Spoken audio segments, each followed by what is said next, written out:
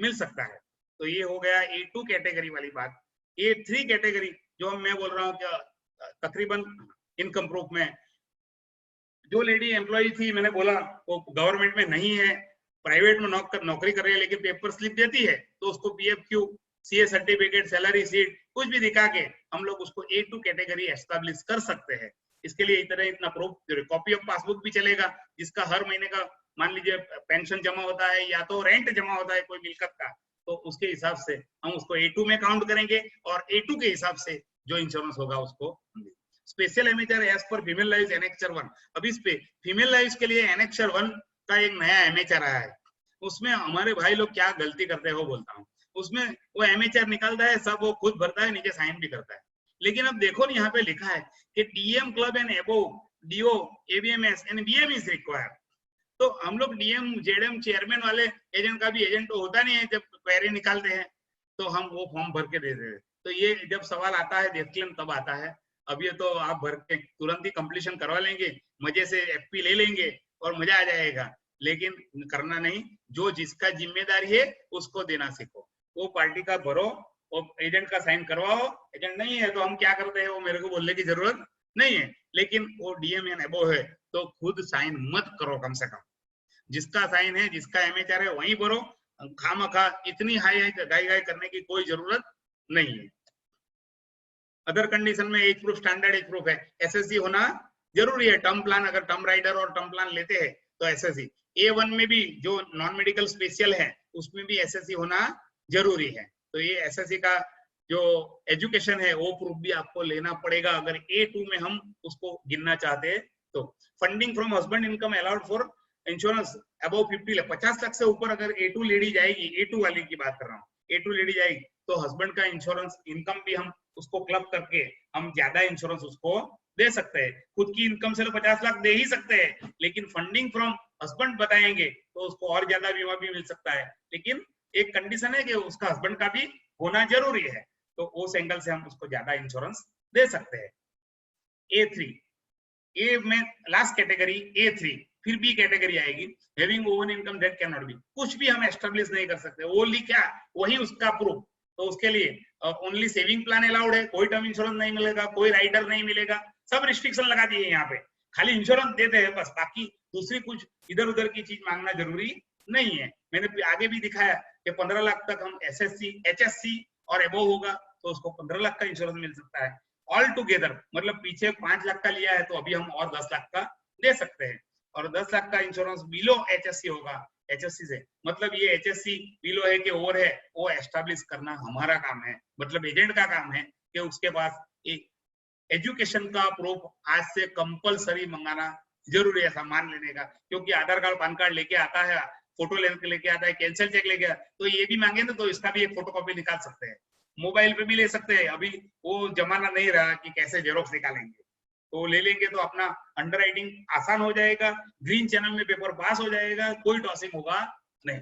Okay, income proof में कोई income proof उसका है नहीं। स्पेशल एमेचर एज पर फीमेल लाइव्स एनेक्चर 1, यहाँ भी एनेक्चर 1 भरना पड़ेगा। उसमें इनकम लिखनी पड़ेगी कि मैं दिन में 8 घंटा काम कर रही हूँ, टेलरिंग काम कर रही हूँ, और मेरा महीने का 5000, मतलब साल का मैं 60,000 रुपया कमाती हूँ। यहाँ भी सेम याद रखने का, DM club and agent and above DO ABMS BM is required, clarity स्टेटिंग source of income. ये कुछ जरूरी है क्योंकि फॉर्म में सब लिखा है, ये फॉर्म में इनकम भी लिखा है, ऑक्यूपेशन भी लिखा है, फैमिली पर्टिकुलर भी लिखा है, और नीड ऑफ इंश्योरेंस भी लिखा है कि सेविंग और रिस्क जो हम लिखते हैं वही है, वो जरूरी नहीं। लेकिन एमेचर किसको भरना है वो जरा ध्यान से भरना जरूरी है।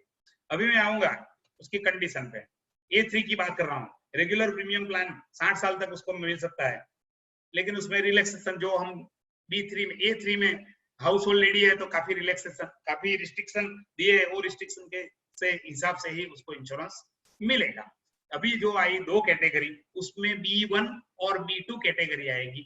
B1 B2 मतलब non earning lady. Non earning lady मतलब के हैविंग ओन इनकम नहीं है, जो हाउस वाइफ है, पर्टिकुलर जो हाउस वाइफ है, जो कहीं पे कुछ भी काम नहीं करती, उसको हस्बैंड के इंश्योरेंस के आधार पे हम 1 करोड़ और 60 लाख का इंश्योरेंस दे सकते हैं। तो B1 कैटेगरी में all plan allowed, term rider भी अलाउड। जैसे हम कमाने वाली लेडी या पढ़ी लिखी लेडी को हम देते हैं, वैसा ही सब कुछ यहाँ मिलता है। 1 करोड़ तक का इंश्योरेंस मिलता है। Including term plan subject to equivalent husband insurance. उसके पति का अगर टर्म प्लान जितना होगा उतना टर्म प्लान भी उसको मिल सकता है। कुल मिला के हम 1 करोड़ तक का इंश्योरेंस उसको दे सकते हैं subject to matching insurance. Maximum समय अंडर टर्म प्लान या तो 50% ऑफ हस्बैंड टर्म। मान लीजिए हस्बैंड का ही 40 लाख का टर्म इंश्योरेंस है तो उसको 20 लाख ही मिलेगा, उसको 25 लाख नहीं मिलेगा। तो एक टर्म डाल दी है इसने LIC ने, इसमें 50 लाख या 50% of husband term insurance which ever is less. Other condition में एज प्रूफ स्टैंडर्ड है, उसमें अभी कोई जरूरत नहीं है। Education qualification is must.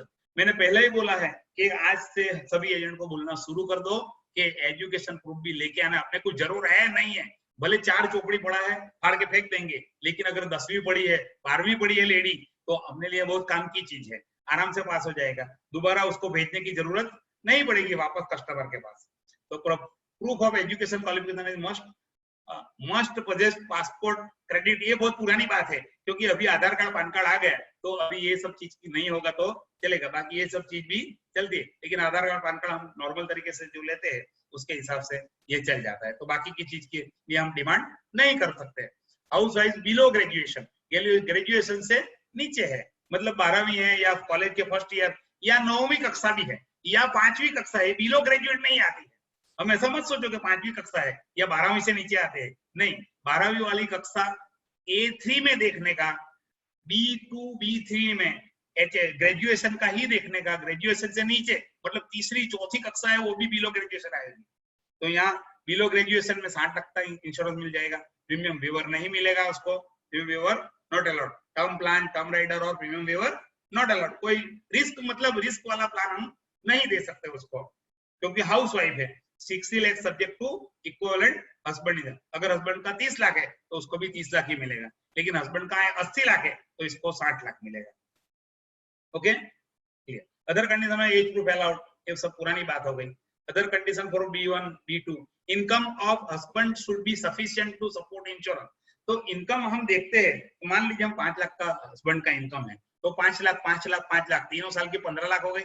तो हमको देखना क्या है, हस्बैंड का इंश्योरेंस और वाइफ का इंश्योरेंस कुल मिला के ये सब इंश्योरेंस का जो हम टोटल एवरेज इनकम गिनते हैं और उसको 25 टाइम्स गिनते हैं, 20 टाइम्स गिनते हैं, उसमें दोनों को मिला के गिनना और उतना सफिशिएंट इनकम है कि नहीं वो देखना। उसमें स्पाउस और चिल्ड्रन का भी देखना क्योंकि पैसा भरने वाला एक ही आदमी है हस्बैंड, तो उसके इनकम के आधार पे ही बाकी के मेंबर को इंश्योरेंस मिलना है। तो ऑल टुगेदर सब गिनना, फिर देखना 25 गुना कितना होता है और इसके हिसाब से उसको इंश्योरेंस मिलेगा।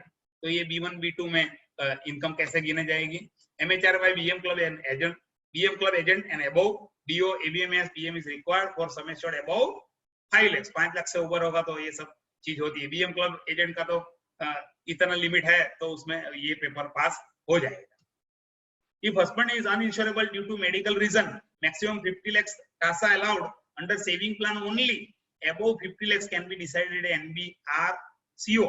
CO पे जाएगा, ये 50 लाख तक मिलता है, लेकिन हमको सब प्रूफ देना पड़ेगा।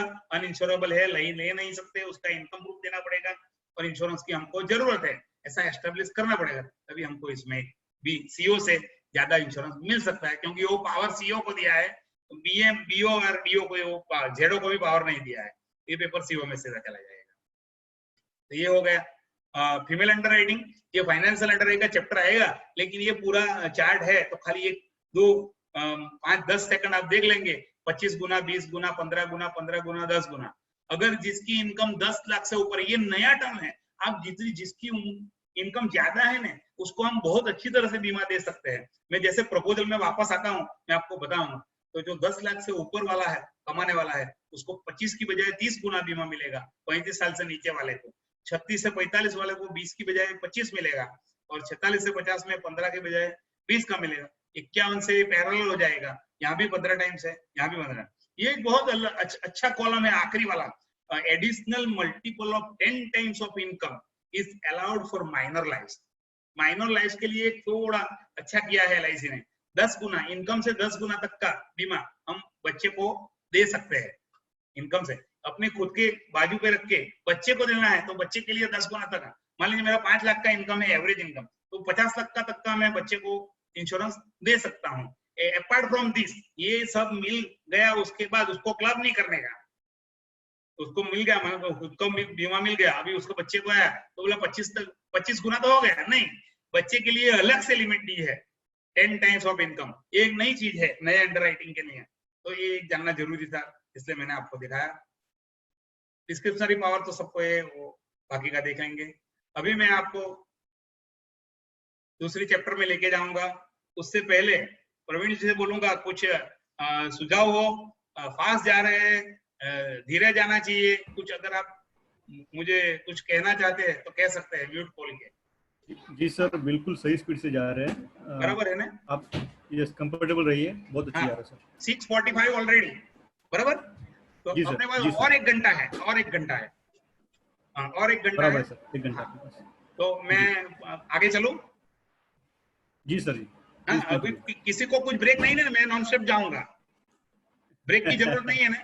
नहीं, ब्रेक की जरूरत तो नहीं मैं है, नॉन स्टॉप जाऊंगा। ओके चलो, हमारा सवाल यहाँ था, आपको मैंने पहले ही दिखाया था, स्क्रीन पे नया आ गया है, प्रवीण जी मुझसे थोड़ा इंटरेक्ट करना, स्क्रीन पे दिख रहा है? दिख रहा है क्लियर है। यस, बस क्योंकि मेरे को पता नहीं चलता है, खाली आप मेरे से इंटरेक्ट करते रहना। तो यहाँ अपना पहला सवाल था, मैंने आपको तकरीबन यहाँ पे आधा घंटा लिया, मेरे ख्याल से 25 से 30 मिनट। तो फीमेल अंडरराइटिंग अगर हमको नॉलेज में होगा तो हम ज्यादा बीमा दे सकते हैं विदाउट हेजिटेशन। ऐसा भी देते हैं, मैरिटल स्टेटस, उसमें मैरिड, ये मैरिड चीज आई, इससे मैंने ये माहौल है, इसमें एजेंट लोग को काम पे लगाया है मैंने, कि आपने जितना घर पे बैठ के एजेंट को कैसा काम करना है वो सिखाया, कि आपने जितना लोगों का बीमा लिया है उसकी वाइफ का बीमा नहीं लिया है ऐसा ढूंढ के लाओ। सब एजेंट को काम पे लगाया है, वो लोग मेरे को बोलेंगे 2-4 दिन में कि इतनी लोगों को हमने बीमा दिया है लेकिन उसकी वाइफ को हमने नहीं दिया। जिसकी वाइफ को दिया है उसके लिए वो, और मैंने एक काम उसको सौंपा है कि बच्चे का बीमा नहीं है ऐसा फैमिली मेरे को ढूंढ के लाओ, तो बच्चे का आएगा। फिर चौथा काम उसको दिया है कि हस्बैंड वाइफ और बच्चे को भी दिया है लेकिन कैंसर कवर नहीं दिया है, वैसा मेरे को ढूंढ के लाओ।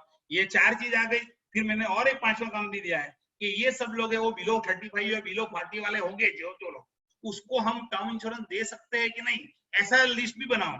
ये सब लिस्ट बनाएंगे तो जब हम बाहर निकलेंगे महीने 1.5 महीने 15 दिन के बाद आफ्टर कोरोना, तो हमारे पास प्रोस्पेक्ट का एक अच्छा लिस्ट होगा, और लिस्ट होगा तो हम उसके साथ अच्छी तरह से बात कर सकते हैं।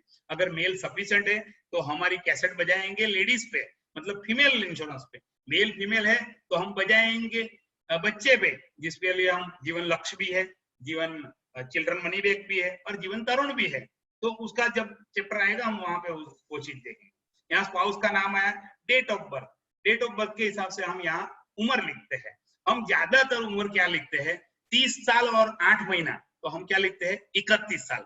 नहीं, हम कौन सा प्लान दे रहे हैं वो देख के उम्र लिखो, वो देख के उम्र लिखेंगे ना तो अंडरराइटिंग बहुत आसान हो जाएगी।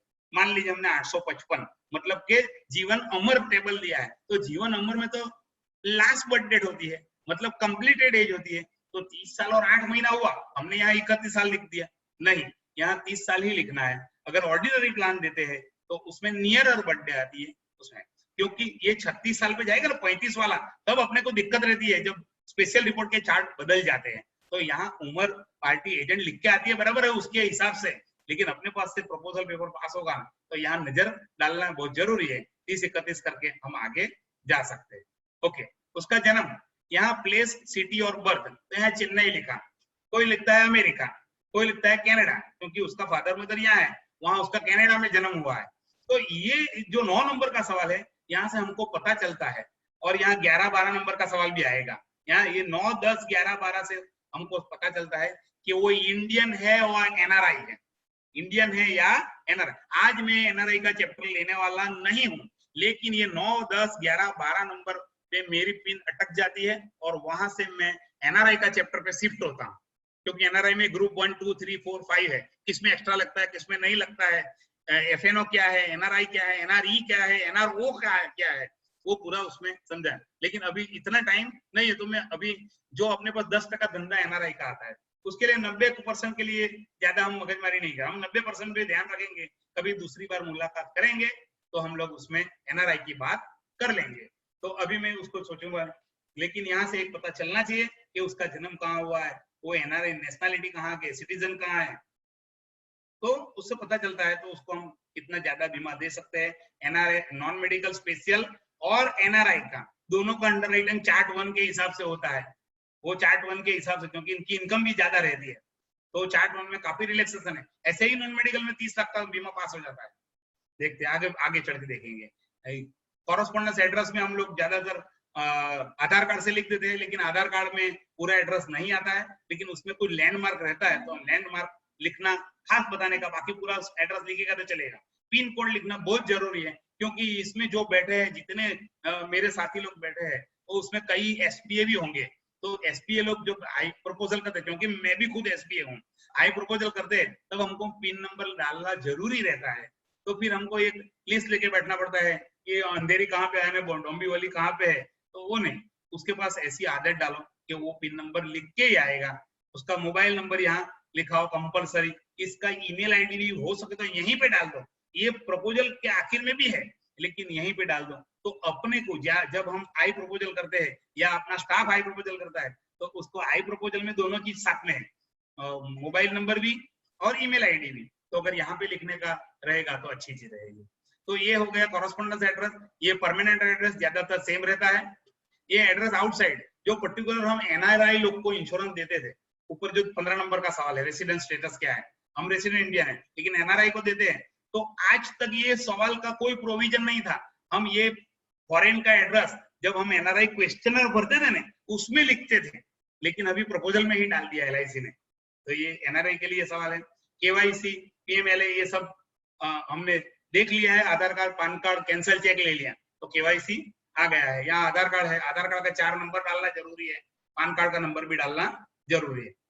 यहाँ एक बहुत अच्छा सवाल है, ऑक्यूपेशन थर्ड सेक्शन में 1 एजुकेशन क्वालिफिकेशन एमकॉम और आईसीडब्ल्यूए। देखो यहाँ अपने को मजा आएगा काम करने में, क्योंकि हमने एमकॉम और आईसीडब्ल्यूए मांगा है, दिया है पार्टी ने, तो हम उससे क्या मांगेंगे, उसका एज प्रूफ मांगेंगे। और उसने भारत पावर लिमिटेड में नौकरी करता है, तो उसकी क्या मांगेंगे, हम सैलरी शीट मांगेंगे, दोनों चीज मांगेंगे। अगर उसको एजुकेशन के हिसाब से प्रोफेशनल में दे सकते हैं तो वो देंगे, या तो एम्प्लॉयर के हिसाब से हम एनएमएस में जो दे सकते हैं वो दे सकते हैं। तो उसके लिए हम एनएमएस का चार्ट, इसके बाद यहाँ पे मेरी पिन, ये 1 से 8 सवाल है ना, 1 से 7 सवाल, 1 से 7 सवाल के लिए मैं थोड़ा शिफ्ट होके non medical general, non medical special और नॉन मेडिकल प्रोफेशनल में जाऊंगा। उसका एक अलग चार्ट है, वो अलग चार्ट के हिसाब से हम अंडरराइटिंग कर सकते हैं। यहाँ एक और भी चीज मेरे को दिखाई दे रही है, यहाँ इनका एनुअल इनकम 24 लाख है, देख सकते हैं आप, 24 लाख है। तो अपने को ये ध्यान होना ही चाहिए, एजेंट को भी और अपने को, कि यहाँ 10 लाख से ऊपर है तो अपना जो बाल है ना सर का, वो खड़ा होना चाहिए कि 10 लाख से ऊपर की इनकम वाला है, भले वो गवर्नमेंट नौकरी नहीं कर रहा तो भी उसको हम एनएमएस की तरह ही ट्रीट करेंगे। और एनएमएस की तरह ट्रीट करेंगे तो आप जान सकते हैं कि 35 साल तक 30 लाख तक हम नॉन मेडिकल जनरल में, ग्रीन चैनल में, अगर ब्रांच मैनेजर बीएमसी में पास कर देगा तो 24 लाख का या 5 लाख का या 10 लाख का बीमा हम ऐसे ही ब्रांच में पास करा सकते हैं। तो ये बहुत इंपॉर्टेंट क्वेश्चन है। एजुकेशन, उसका कहाँ नौकरी करता है, सैलरी है, और वो उसका इनकम, ये इसके हिसाब से हम लोग एनएमजी, एनएमएस और एनएम प्रोफेशनल में जाएंगे। इसको मिनिमाइज कर देता हूं और हम जाएंगे दूसरे सेक्शन में।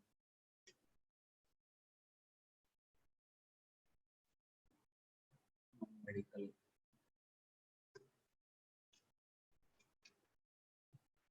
Non medical general, non medical general की बात करेंगे तो 18 से 35 लाख, 8 लाख तक। विजय भाई, एक सवाल आया है। हाँ प्रपोजल फॉर्म में जीएसटी नंबर के बारे में पूछा जाता है। हाँ जी, तो उसके बारे में थोड़ा 2 मिनट बताइए ना। अभी बता दो, चलेगा सर? अभी बताओ चलो। ये शुरू करने से पहले ये स्क्रीन पे नया आ गया है ना आपको? Yes sir, yes. Non medical, हाँ, जीएसटी नंबर का एक कॉलम दिया है।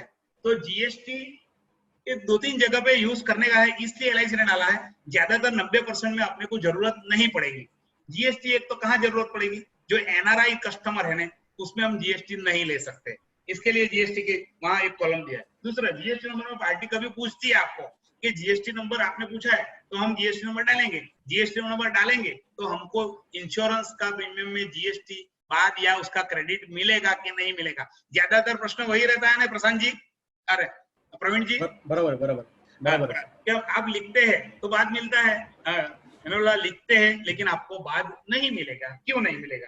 क्योंकि जीएसटी हर एक चीज में लगता है। मान लीजिए मेरी बड़ी गाड़ी है, ट्रक है, मेरा ट्रांसपोर्ट का बिजनेस है और मेरी ट्रक है और ट्रांसपोर्ट में चल रही है, उसमें भी ट्रक का इंश्योरेंस लिया, उसमें भी जीएसटी दिया है, लेकिन वहां जीएसटी बाद मिलेगा उसको, क्योंकि वो बिजनेस एक्सपेंस हो गया। ये पर्सनल है, इंश्योरेंस मतलब पर्सनल। जो अकाउंट के आदमी है ना, उसको पता चलेगा वो कैपिटल में जाता है। अरे जो कैपिटल में जाता है, जिसको बिजनेस एक्सपेंस नहीं गिना जाएगा, उसमें जीएसटी बाद मिलने वाला नहीं है। वहां जीएसटी नंबर लिखो तो भी चलेगा, नहीं लिखो तो भी चलेगा। तो इंश्योरेंस के लिए जीएसटी अपने लिए कोई जरूरी नहीं है। क्यों डाला है मेरे को भी पता नहीं है, लेकिन कुछ मतलब नहीं है मेरे हिसाब से, क्योंकि ये कहाँ भी मिल सकता है। शायद इसलिए भी डाला होगा कि एम्प्लॉयर एम्प्लॉई में जीएसटी डालेगा तो उसको शायद बाद मिलेगा, क्योंकि एम्प्लॉयर एम्प्लॉई वो जो कर्म मालिक है, वो अगर उसका प्रीमियम भरता है तो शायद उसमें, मैंने बेचा नहीं है एम्प्लॉयर एम्प्लॉय अभी, तो पता नहीं है जीएसटी आने के बाद, तो उसमें शायद रिटर्न बैक या तो उसको क्रेडिट मिलती होगी, इसलिए ये सवाल डाला होगा। इसके अलावा इंडिविजुअल इंश्योरेंस में ये मुझे कुछ लग नहीं रहा है। इंडिविजुअल इंश्योरेंस में हम रिफंड नहीं दे सकते, लिखेंगे तो भी नहीं देंगे, नहीं लिखेंगे तो भी दे सकते। Okay, thank you thanks lot. Okay, 18 से 35 मैं थोड़ा क्विक जाऊंगा। ये जो जो पुरानी चीज है आप सब लोग जानते ही है, लेकिन फिर भी मैं थोड़ा 1 मिनट के लिए रिपीट कर देता हूँ। बाकी मेरे को पता है ये सब पुरानी चीज। 8 लाख, 5 लाख, 3 लाख, 5 लाख, 3 लाख, 2 लाख, यहाँ एनबीडी है। देखो कहीं कहीं पे एलबीडी है, कहीं पे एनबीडी है, बहुत याद रखना जरूरी है। पर्टिकुलर स्पेशल रिपोर्ट है, स्पेशल रिपोर्ट, वहां पे एलबीडी ही गिनने का, लास्ट बर्थ डेट मतलब कंप्लीटेड बर्थ डेट ही गिनने का। 35 साल और 11 महीना हुआ तो 36 साल के लिए प्रीमियम लगेगा, लेकिन 35 साल के लिए रिपोर्ट लगेगा। वो रिपोर्ट के लिए है, यहाँ रिपोर्ट का सवाल नहीं है, तो वो लोग एनबीडी गिनते हैं, नियर और बर्थ डेट। तो यहाँ ऐसा सवाल आता है कि 50 साल से ऊपर जाएगा तब तक ये 3 लाख मिलेगा, लेकिन 50 साल से ऊपर 6 महीना चढ़ गया तो वो 51 का गिना जाएगा। तो 51 का गिना जाएगा तो यहाँ कंपलसरी मेडिकल आ जाएगा, क्योंकि नॉन मेडिकल की लिमिट यहाँ पे 46 से 50 साल तक है, तो वो 51 का हो जाएगा। तो भले वो 5 महीना 4 महीना है तो भी उसको लग जाएगा। खैर वो चीज नहीं है, वो आएगा तो उसके बाद नॉन मेडिकल है, ज्यादा से ज्यादा मेडिकल लग सकता है, उससे ज्यादा बहुत कुछ फर्क नहीं पड़ने वाला। लेकिन ये एक बहुत चीज है, ये याद रखने चाहिए। मैंने रात को 11:30 बजे इंश्योरेंस पास करवाया था। 18 से 30 साल का लड़का है, उसको मेजर स्टूडेंट है, नॉन मेडिकल में 20 लाख का इंश्योरेंस। ज्यादातर हम लोग क्या करते हैं, 15 लाख के ज्यादा इंश्योरेंस है तो हम तुरंत स्पेशल रिपोर्ट में डाल देते हैं, या तो 14 लाख 15 लाख है तो उसको टीपीए में डाल के मेडिकल करवा लेते हैं, या सिंपल मेडिकल भी अभी चलता है 15 साल तक, 15 लाख तक। तो 15 लाख तक हम सिंपल एफएमआर में बीमा पास करवा लेते हैं। लेकिन नहीं, यहाँ सिंपल एफएमआर भी नहीं करना है और रिपोर्ट भी नहीं करवाना है, और मैचिंग इंश्योरेंस भी जरूरी नहीं है। आप बराबर ध्यान से सुन लो, यहाँ कोई मैचिंग इंश्योरेंस जरूरी है। 18 से 30 लाख का लड़का है, पढ़ता है, मतलब हमको वो पढ़ता है उसका प्रूफ चाहिए। मिनिमम क्वालिफिकेशन 10+2, क्योंकि 18 साल का है, ऊपर है तो 10 साल 10वीं 11वीं या 12वीं में ही होगा ज्यादा से ज्यादा। Recent photograph must be insistent, email ID और मोबाइल नंबर, ये चीज हम दे देंगे तो ब्रांच में ग्रीन चैनल में मेजर स्टूडेंट के अंदर ये अपना बीमा पास हो जाएगा। मेजर स्टूडेंट में कुछ भी मेडिकल करने की जरूरत है, ये बहुत ध्यान। यहाँ कई मेरे भाई सब साथियों यहाँ मेडिकल करवा के आते हैं, फिर पास करवा लेते, खैर हो जाता है, लेकिन एक दिन डिले होता है, या तो गलती से रिपोर्ट भी निकल जाने की संभावना रहती है। 16 लाख का हमने बीमा ले लिया तो हम ऐसा सोचते हैं कि 15 लाख से ऊपर हो गया तो मेडिकल लग गया। नहीं, यहाँ मेडिकल लाना जरूरी नहीं है। अभी हम आएंगे नॉन मेडिकल स्पेशल में। नॉन मेडिकल स्पेशल में मैं चार्ट के हिसाब से भी दिखाऊंगा, पहले यहाँ देख लेते हैं। 18 से 35 में 30 लाख तक, और 36 से 45 में 20 साल। Non medical special for residence Indians and NRI, ये 3 चीज के लिए है, 30 लाख, 20 लाख और 10 लाख। यहाँ कितना कितना मिलता है, मिनिमम 1 ईयर सर्विस, ये सब चीज है। तो दूसरा एक चार्ट आएगा उसमें और इजी बनाया है। ये कंडीशन रेसिडेंट इंडियन के लिए है, ये कंडीशन एनआरआई और foreign national insurance, foreign national Indian जो है उसके मदर फादर यार और बॉर्न वहां हुआ है, और एफएन आयोग के लिए ये जो चीज है वो भी एनएमएस की तरह ट्रीटमेंट की जाएगी। उसको 18 से 35 में 30, 20 और 10, इसमें क्रिटिकल इलनेस राइडर 15 लाख तक का लिमिटेशन रखा है, यहाँ पे 10 लाख का लिमिटेशन रखा है। और all plan including term rider premium waiver excluding plan like Anmol 822 और अमर 855, उसको एक्सक्लूडिंग कर दिया है, उसको छोड़ के बाकी सब प्लान हम दे सकते हैं। स्टैंड अलोन वाला प्लान उसमें मिक्स करना जरूरी है। स्टैंड अलोन वाला 2 प्लान है अपने पास, जीवन आधार और जीवन आधार स्तंभ और आधार शिला, तो वो अलग चीज है, उसको ये कोई इंश्योरेंस से लेना देना नहीं है, उसको जो मिलेगा वो अलग से मिलेगा। 1 करोड़ का बीमा लिया होगा नहीं तो भी आधार स्तंभ और आधार शिला जिसको लेना है वो मिलेगा। 46 से 50 में 10 लाख तक का इंश्योरेंस मिल सकता है यहाँ, और 2 लाख का क्रिटिकल राइडर के बारे में आएंगे ज्यादा, मैं उसके बाद में सिखाऊंगा। अभी नॉन मेडिकल और फॉर प्रोफेशनल सेल्फ एम्प्लॉयड, जो गवर्नमेंट जॉब नहीं करते, सेल्फ एम्प्लॉयड है या एम्प्लॉयड है प्रोफेशनल में एम्प्लॉयड मतलब सीए है तो प्रोफेशनल है, लेकिन सीए नौकरी भी करता है कहीं पे तो एम्प्लॉयड हो गया। तो ये एम्प्लॉयड होगा या तो खुद प्रैक्टिस करता है तो सेल्फ एम्प्लॉयड रहेगा। तो सेल्फ एम्प्लॉयड विथ इन, और जो सेल्फ एम्प्लॉयड है जिसकी इनकम 10 लाख से ऊपर है। सेल्फ एम्प्लॉयड मतलब मैं सीए एडवोकेट कुछ भी नहीं हूँ, सामान्य व्यापारी हूँ, लेकिन मैं 10 लाख से ज्यादा का रिटर्न फाइल करता हूँ तो भी इसमें आऊंगा, मेरी गिनती एट पार हो जाएगी, एडवोकेट सीए के बरोबरी में मैं गिना जाऊंगा। और उस हिसाब से 18 से 35 में यहाँ 30 लाख, जो एनएमएस वाली लिमिट है ना उसमें थोड़ी कटौती की है। देखो यहाँ 30 मिलता था, यहाँ 25 मिल रहा है, यहाँ 20 मिलता था, यहाँ 15 मिल रहा है, और 46 से 50 में हमको 10 मिलता था, यहाँ हमको 8 मिल रहा है। हमारा एजेंट भी नॉन मेडिकल प्रोफेशनल में ही आता है, लेकिन याद रखना जरूरी है मिनिमम 5 इयर्स एजेंसी होनी चाहिए, copies of ITR with minimum latest income 2.5 lakh की इनकम कम से कम होनी चाहिए। वो एजेंट को हम नॉन मेडिकल प्रोफेशनल में ये कैटेगरी में गिन के उसको without medical, without special report हम उसको बीमा दे सकते हैं।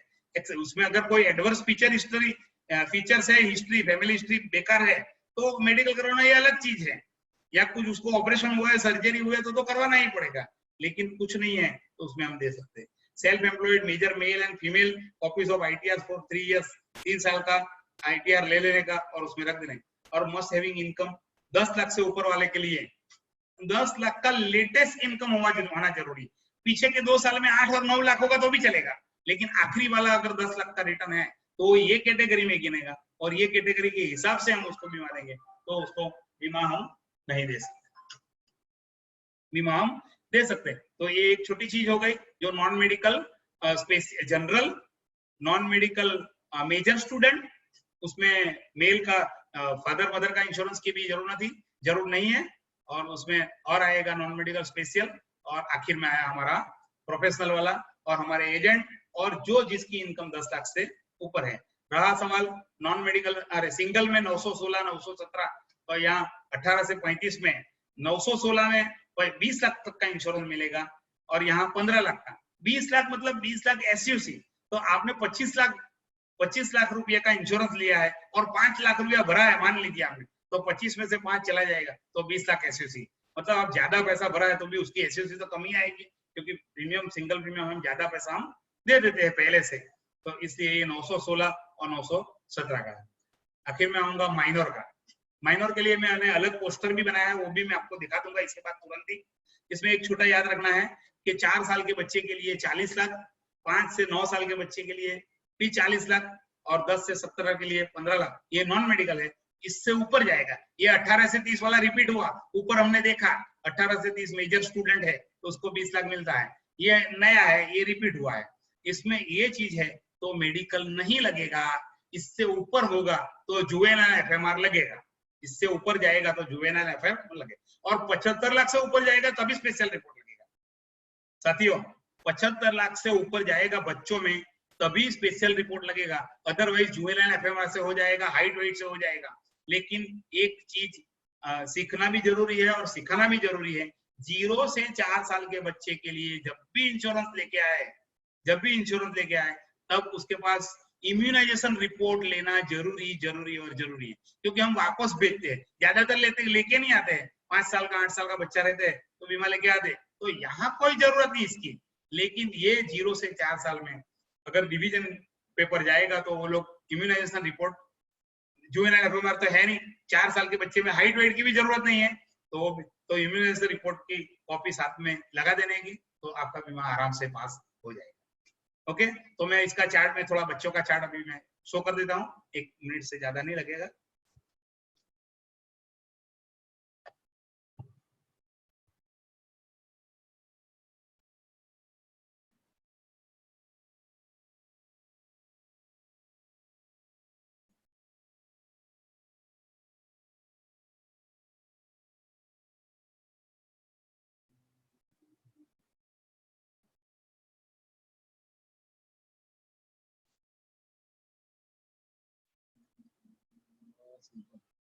ओके चलो बाद में देखते हैं, अभी मेरे को देखना पड़ेगा, देखता हूँ अंदर मैंने लिया है।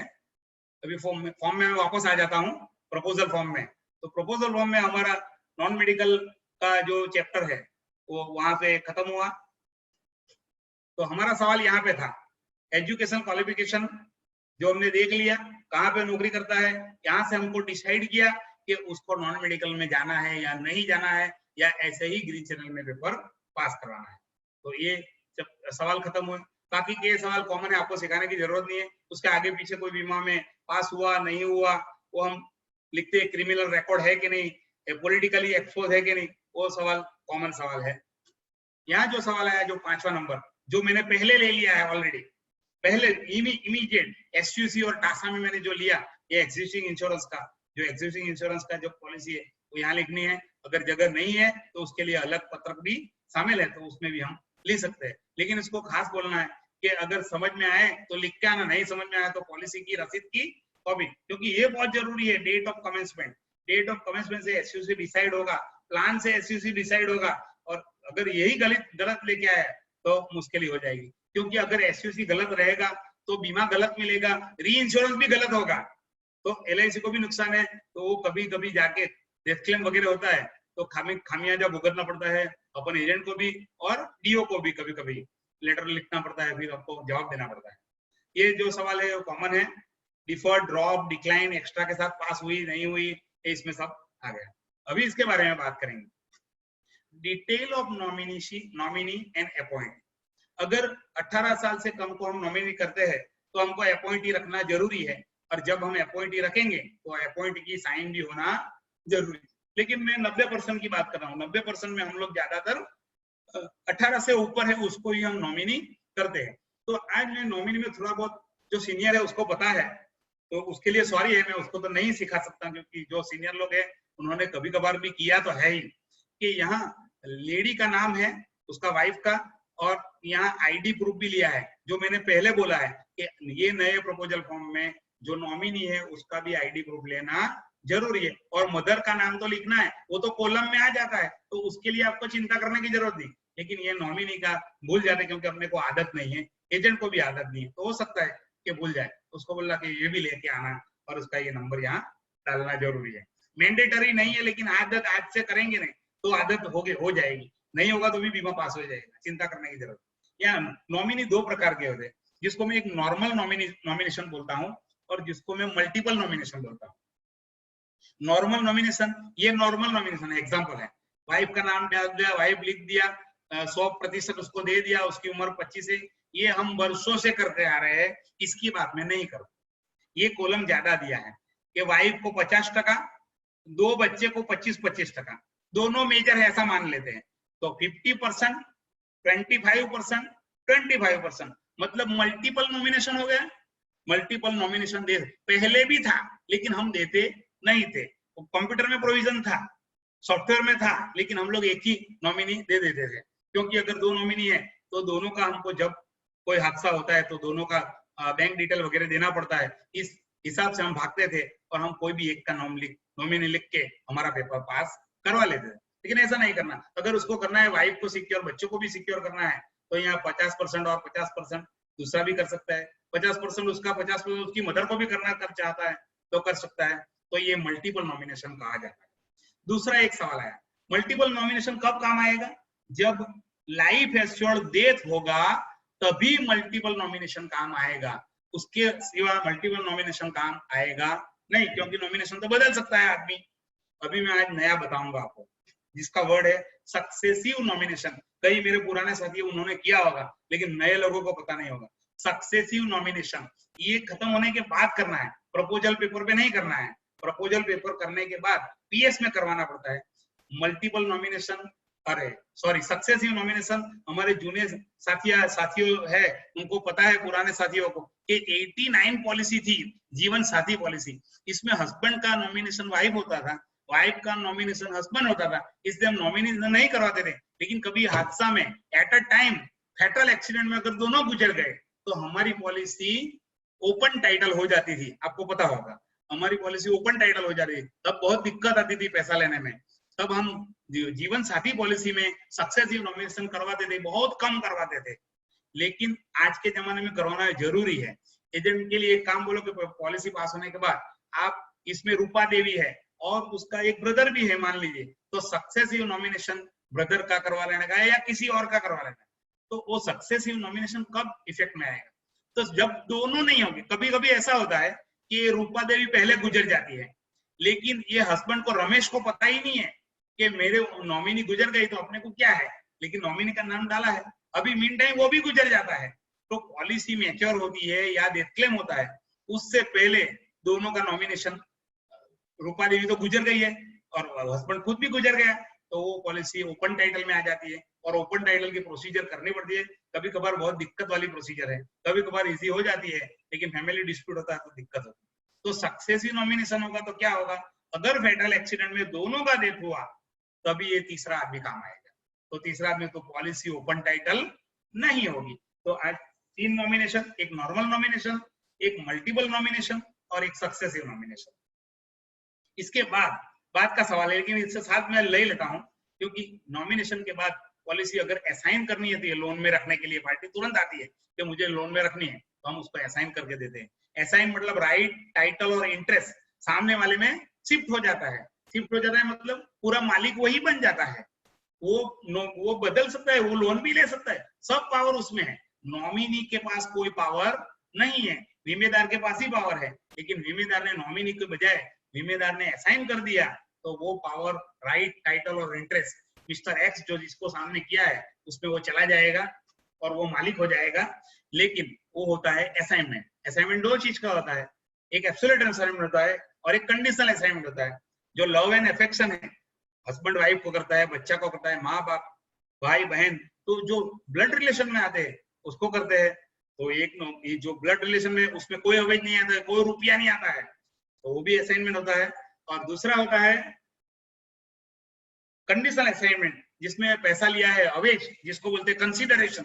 कंसीडरेशन भी होता है, जिसमें कुछ किसी से मैंने लोन लिया है तो मैं उसको भी नॉमिनी असाइनमेंट उसके फेवर में कर सकता हूँ, तो असाइनमेंट भी करवा सकते हैं। असाइनमेंट के असाइन करने के बाद जो प्रोसीजर खत्म होने, मान लीजिए मैंने लोन लिया है, लोन खत्म हो गई, कई बार पार्टी लोन खत्म होने के बाद पॉलिसी रिलीज ही नहीं करवाती है, नो ड्यू सर्टिफिकेट लेके पॉलिसी रिलीज करवानी पड़ती है और पॉलिसी रिलीज करवा के उस पर रीअसाइनमेंट का एक एक्शन लेना पड़ता है। जो सब साइन विटनेस और जो जिसके नाम पे है उसको दोनों की साइन करवा के फिर एलआईसी में देना पड़ता है, तब जाके पॉलिसी का रीअसाइनमेंट कंप्लीट होता है। और वो जब वो पार्टी लाइफ एश्योर्ड जीवित है तभी उसको पैसा मिलता है। लेकिन उसने लोन खत्म कर दी, कुछ नहीं देखा, कुछ नहीं, और सब पॉलिसी खत्म हो गई, पॉलिसी मैच्योर हुई, तो एलआईसी के दफ्तर पे क्या लिखा है, जिसके फेवर में असाइन किया है उसका नाम है, वो बोलते उसको लेके आओ या उसके पास साइन करवा के आओ, या तो उसी टाइम वो पार्टी ने वहां से नो ड्यू सर्टिफिकेट लेके रीअसाइन का प्रोसीजर एलआईसी में आके करवा दिया होता, तो अगेन वो राइट, टाइटल और इंटरेस्ट उसके अंदर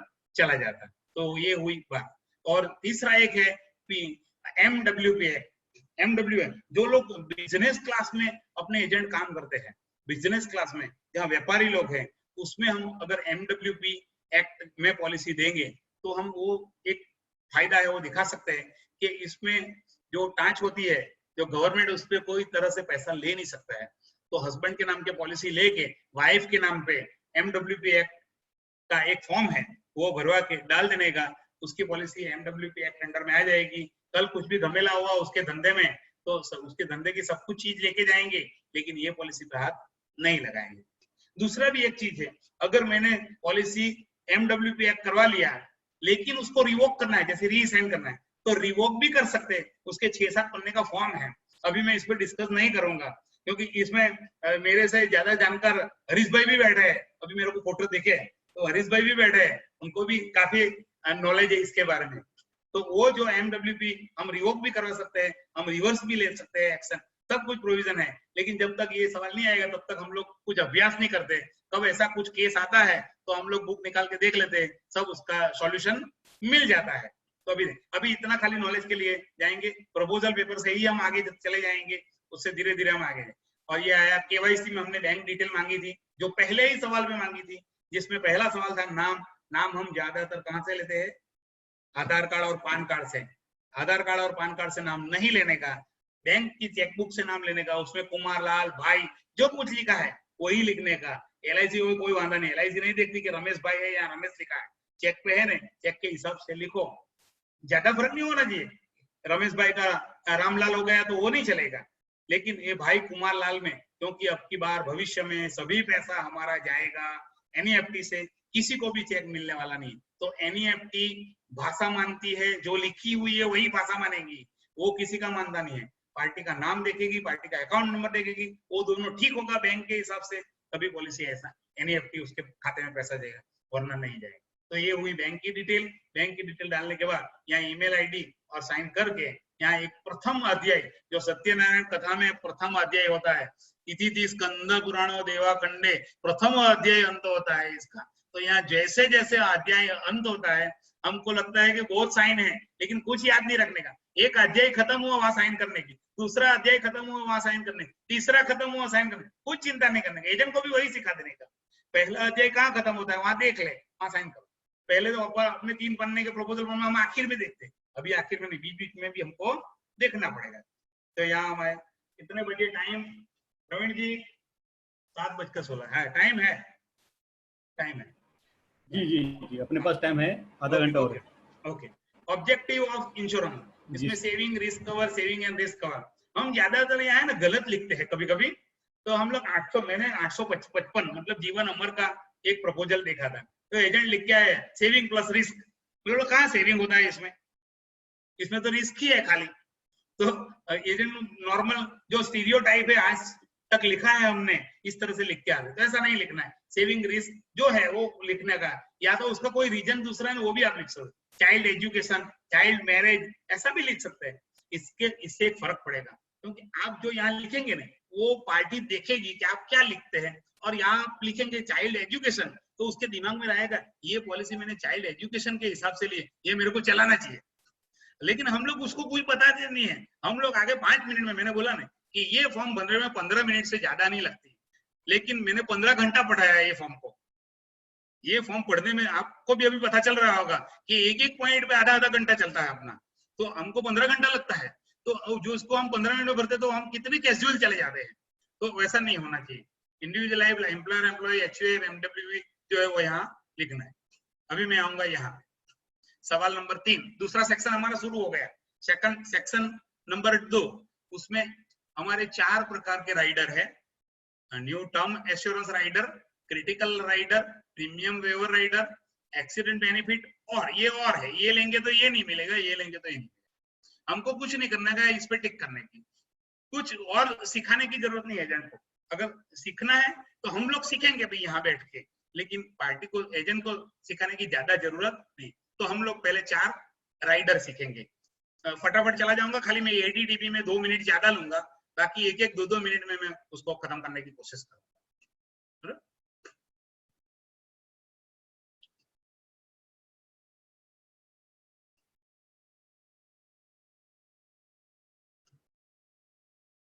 फास्ट जाऊंगा मैं थोड़ा, इसमें थोड़ा मैं बड़ा कर सकता हूँ स्क्रीन, देख सकते हो प्रवीण जी?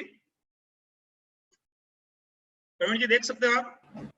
जी देख रहा हूँ जी, ओके, स्क्रीन पर। Thank you. अभी हम कितने, हम 800 मतलब 914, 915, 920, 921, 904, ये सब चीज में हम लोग टर्म इंश्योरेंस राइडर दे सकते हैं।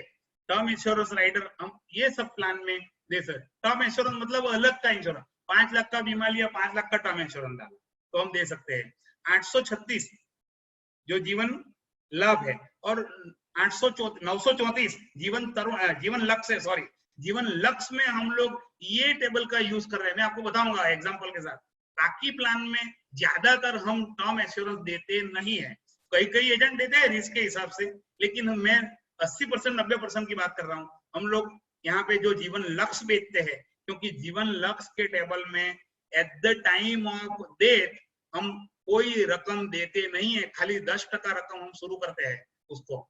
तो तब एक बड़ी अमाउंट देने के लिए हम यहाँ पर्सनल, मैं मेरी बात करता हूँ, तो उसमें मैं ये टर्म एश्योरेंस उसमें डाल देता हूँ। पर्टिकुलर 834 तरुण और 36 में लक्ष्य की 833 833 अभी 933 हो गया। 933 के टेबल में मैंने एक बहुत अच्छा एग्जांपल बनाया, एकदम सिंपल है, 2 मिनट का है। मैं आपको बता भी दूंगा, शायद टाइम रहेगा तो ये बता दूंगा। ये सेल करने के लिए बहुत बढ़िया है। तो ये टर्म एश्योरेंस है, इसमें हम ज्यादातर बात नहीं कर सकते। हम बात करेंगे एडीबी, एबी और एडीडीबी की बात करेंगे उसमें।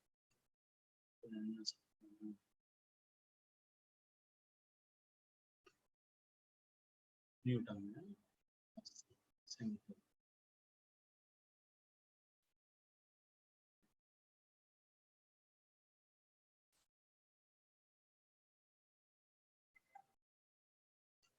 प्रीमियम वेवर राइडर जो बच्चों के प्लान में, ज्यादातर हम लोग बच्चों के प्लान में 2 ही प्लान थे हमारे पास, 932 और 934, मतलब 832 और 800, 2 प्लान में हम लोग देते थे। और बीमा श्री 3 प्लान ही थे जिसमें हम पहले प्रीमियम वेवर देते थे। अभी हमारे पास ये मौका आ गया, तो अभी इसका फायदा क्या वो देखना है। ये तो आप पढ़ लेंगे, सब लोगों के पास है, मेरे ख्याल से ये सफल का है, गुरु बक्सानी जी का जो प्रेरणा में से मैंने लिया है वो है, वो सब लोगों के पास है। लेकिन मैं खाली समझाऊंगा इसका बेनिफिट क्या होता है। कि मान लीजिए मैंने फादर मदर का इंश्योरेंस नहीं है, तो हम कितना बीमा दे सकते हैं? 10 लाख तक का, 10 लाख तक का बीमा देते हैं। लेकिन 25 लाख तक का हम बीमा कब दे सकते हैं? जब उसका प्रीमियम वेवर होगा पार्टी का। लेकिन पहले के जमाने में, मतलब एक 2020 से पहले की बात, पुराने प्लान की बात, पुराने प्लान में हम लोग और किसी प्लान में प्रीमियम वेवर नहीं दे सकते थे। इसलिए तरुण और चिल्ड्रन मनी बैक के अलावा हम 10 लाख से ऊपर का बीमा हम नहीं दे सकते। मान लिया आज मैंने 936 दिया बच्चे को, 8 साल का बच्चा है, 9 साल का बच्चा है, तो उसको 25 लाख का बीमा दिया और 25 लाख का टर्म इंश्योरेंस दिया, प्रीमियम वेवर दिया फादर को। तो अभी मैं फादर को प्रीमियम वेवर दिया, इसलिए ये प्लान दे सकता हूँ, पहले मैं नहीं दे सकता था। तो प्रीमियम वेवर देने से अपने एजेंट के लिए और अपने लिए काफी सुविधा हो गई है कि हम बच्चे, कभी कभी माँ बाप ऐसा बोलते हैं कि बच्चे का बीमा ले लो, मेरे को क्या जरूरत, जबकि जरूरत उसको है। लेकिन कभी उनकी पिन फंस जाती है, तो बोले मेरे को इंश्योरेंस नहीं लेना है, बच्चे को लेना है तो दो, नहीं तो नहीं दो, जितना देना है। तो हम लोग क्या 10 लाख का लेके चले आते थे, विदाउट मैचिंग इंश्योरेंस करके हम लोग 10 लाख का इंश्योरेंस लेके चले आते थे।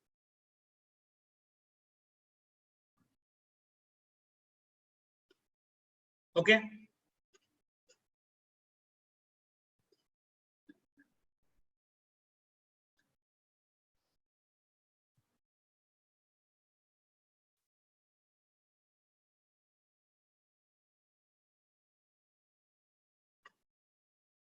एक बहुत बढ़िया बता रहा हूं आपको मैं, अमित भाई good evening. ADDB versus AB, ADDB is, अभी एक नए लोगों को, पुराने लोगों को पता है एबी और एडीडीबी में क्या फर्क है। एबी और एडीडीबी में तो एक सिंपल लॉजिक है। एबी मतलब जहां तक हम प्रीमियम पे करते हैं पीपीटी, पीपीटी तक ही उसका एबी रहेगा। एडीडीबी पीपीटी के बाद भी रहेगा। पीपीटी के बाद 2 टर्म आती है, पीपीटी के बाद मैच्योरिटी की एक टर्म आती है, दूसरी 70 साल की टर्म आती है, 70 इयर्स। मान लीजिए आनंद लिया मैंने, तो आनंद 70 इयर्स तक चलता है डीएबी के लिए। और लाभ लिया मैंने जीवन लाभ, तो जीवन लाभ 16 साल तक चलता है। अगर मैंने गलती से एबी ले लिया तो मेरा AB risk, accident benefit risk 16 साल तक ही रहेगा।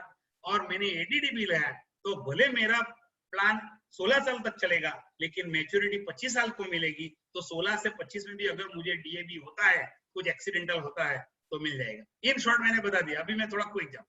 ADDB is available for full term of the policy. For example, जीवन लाभ 25 years and PPT is 16 years. If ADDB is opted, it is available up to 20 full term मिलेगा, मतलब total term के लिए चाहिए तो एजेंट को भी सिखा दो, कुछ नहीं, एडीडीबी पे टिक करके चले आओ। Whereas AB is available up to only PPT.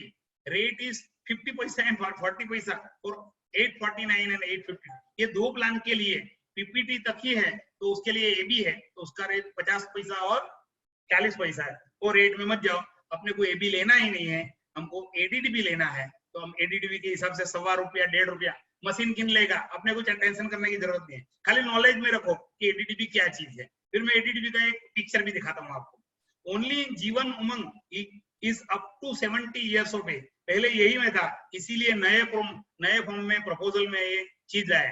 आपको पता होगा पुराने प्रपोजल में भी नया प्रपोजल बना कि एक्सीडेंट बेनिफिट चाहिए या एक्सीडेंट बेनिफिट और आनुवंशिकता क्या बोलते हैं डिसेबिलिटी को, डिसेबिलिटी भी चाहिए तो हम डिसेबिलिटी पे टिक करते थे। तो ओनली इन 914, 915, 951 माइक्रो बचत द एडीडीबी प्रीमियम इज ₹1। तो रेट के लिए अपने टेंशन नहीं है। How to remember which is with ADDB and which plan is with AB? Simple, only AB allowed, accident benefit allowed plans are 943, 944, मतलब आधार स्तंभ, आधारशिला, फिर माइक्रो बचत, ये सब है, अपना काम का चीज नहीं है। Jeevan Amar single premium, no AB, accident benefit उसमें मिलेगा नहीं। जीवन अमर रेगुलर प्रीमियम वाले में हमको एक्सीडेंट बेनिफिट मिलेगा, एडीडीबी मिलेगा नहीं। क्यों उसमें भी एडीडीबी मिलना चाहिए लेकिन नहीं मिलेगा, क्योंकि उसमें भी लिमिटेड टर्म दिया है, -10 और -10, -5 और -10 करके दिया है, लेकिन इसमें स्ट्रिक्टली किया है क्योंकि रिस्की प्लान है, तो accident benefit up to PPT तक ही दिया है। 40-30 की टर्म में ले लूंगा, 30 साल तक ही मेरे को भरना है, तो 30 साल के लिए ही उसको एबीबी एक्सीडेंट बेनिफिट भी रहेगा और 40 साल तक उसका एक्सीडेंट बेनिफिट नहीं रहेगा। तो only AB is available in Jeevan Amar term insurance plan. Okay, clear?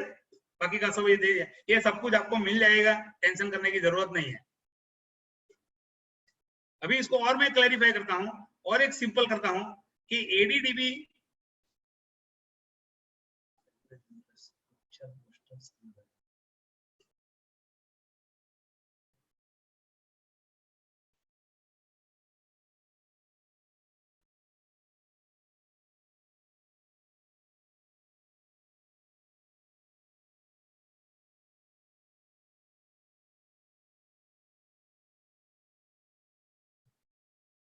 अभी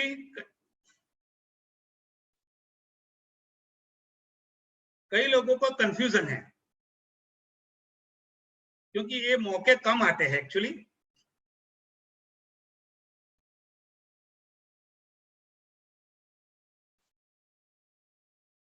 स्क्रीन पे दिख रहा है, स्क्रीन पे दिख रहा है प्रवीण जी? यस सर, दिख रहा है। ठीक है, पोस्टर है, पोस्टर जी सर। पोस्टर मैं पोस्टर थोड़ा बड़ा कर देता हूं। नहीं है, पोस्टर है ना? हाँ पोस्टर साइज है। हाँ, आपका स्क्रीन पूरा दिख नहीं रहा है। हाँ, आधा ही दिख रहा है मेरे को, ऊपर का ही दिखा। 6 चित्र दिख रहा है, 6 चित्र नहीं दिख रहा है। नहीं दिख रहा। चलो मैं मिनिमाइज करके वापस करता हूँ। चलो ओके जी,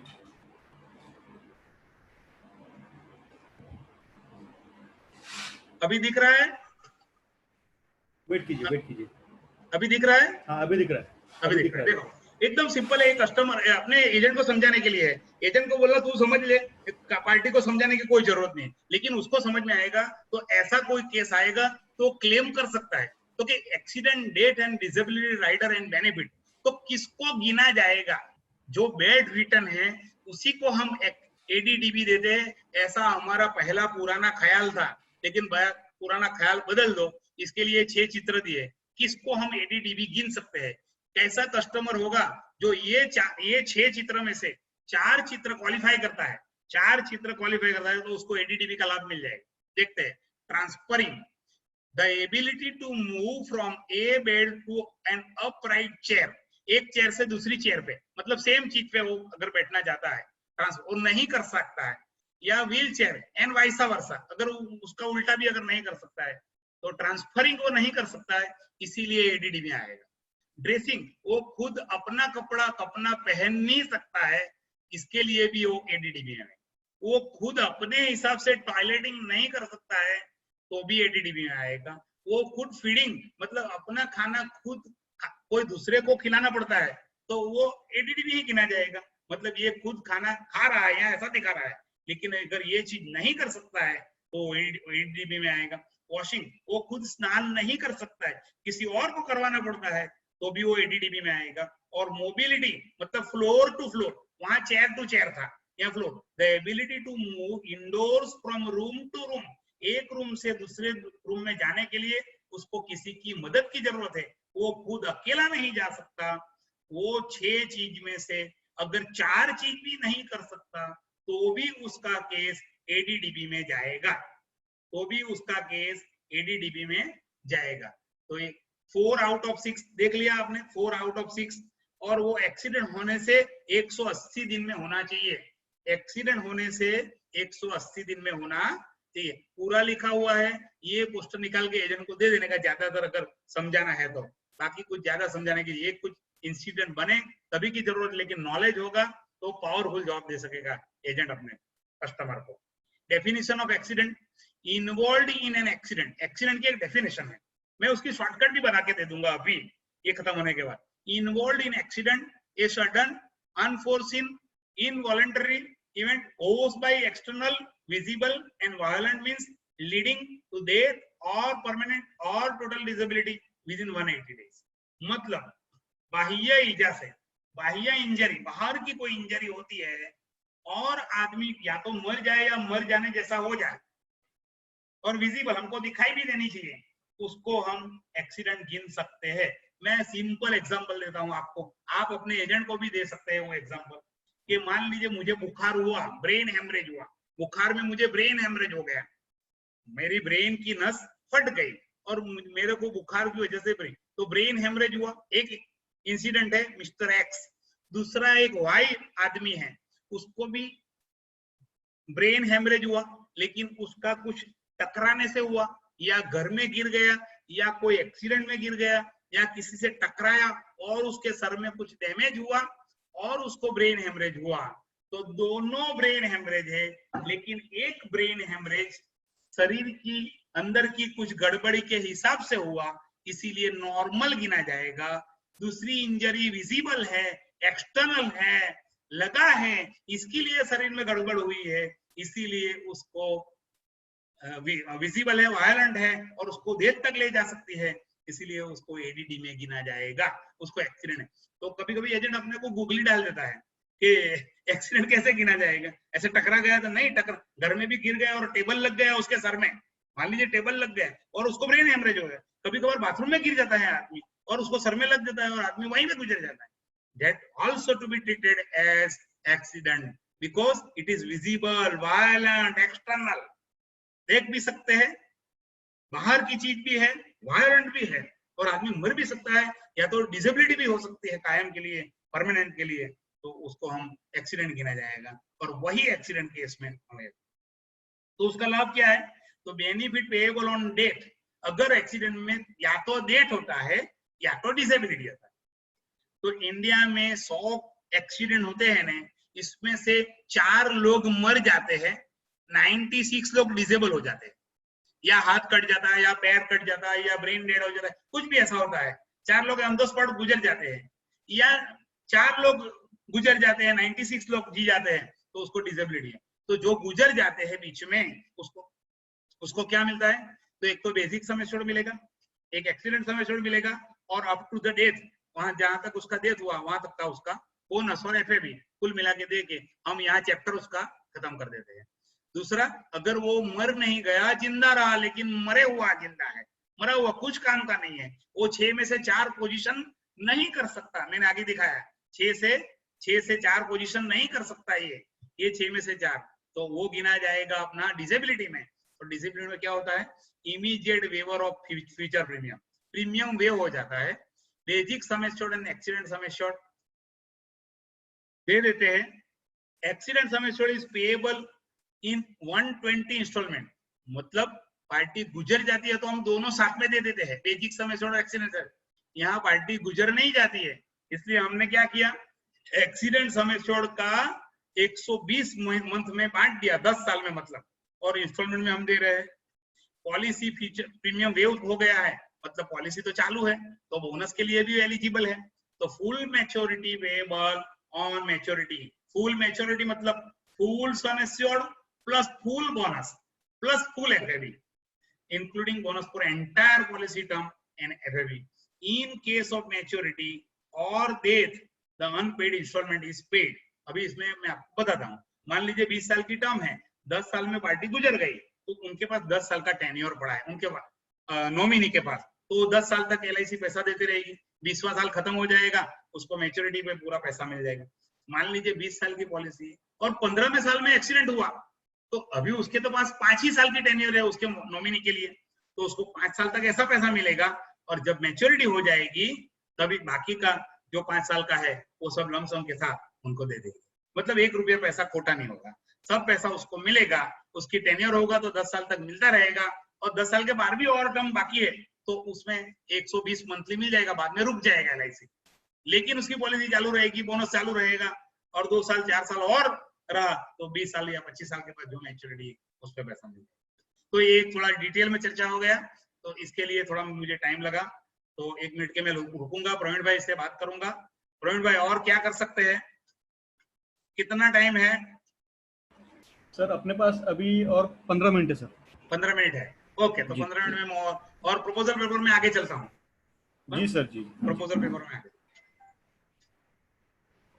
तो ये जो 4 सवाल थे, ये 4 सवाल के लिए मेरे को तकरीबन आधा घंटा लगा, बहुत फास्ट गया तो भी मेरे को आधा घंटा लगा। आप तो बहुत जाने पहचाने लोग हैं, डीओ लोग हैं, इसलिए तो एजेंट के लिए तो मेरे को बहुत स्लो जाना पड़ता है, क्योंकि उसको सब अपनी टर्मिनोलॉजी भी ख्याल नहीं आती है कभी कभी, तो समझा नहीं। तो यहाँ अभी अपना यहाँ एक चैप्टर खत्म हो गया, यहाँ प्रश्न आया 4A plan and term sum assured mode of premium term rider critical accident.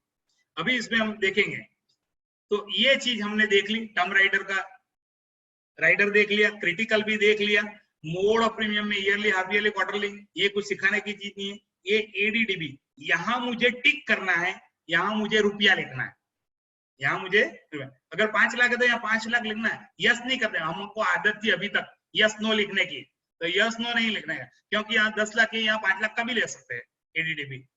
तो यहाँ जितना है उतना अमाउंट लिखना, कोई टेंशन लेने का नहीं। अभी ये प्लान एंड टर्म है, मैं प्लान में जाने से पहले आपको लेके जाऊंगा डेट बैक इंटरेस्ट में। डेट बैक इंटरेस्ट ज्यादातर मशीन गिन लेता है, इसलिए हम ज्यादा मगजमारी में नहीं पड़ते, लेकिन मैंने थोड़ी छोटी सी फॉर्मूला बनाई है, वो मैं आपको दिखा दूंगा। तो आप घर में बैठे, उसके पास कई पार्टी हमको ब्लैंक चेक नहीं देती है, तो क्या है कि हम ऐसे ही प्रीमियम लेके आते हैं, फिर कैश में भरते हैं, फिर एजेंट को भुगतना पड़ता है, या आपको भुगतना पड़ता है, क्योंकि मैंने भी भुगता है, पैसा भुगतना पड़ता है। तो ऐसा पैसा भुगतने से अच्छा है थोड़ा नॉलेज ले लेंगे यहाँ पे, और मैं आपको यहाँ एक अच्छी चीज बताऊंगा तो बैक डेट के लिए, और वो मैंने ऑलरेडी प्रवीण भाई को दे ही दी है, यहाँ पे आपको खाली शेयर करूंगा मैं।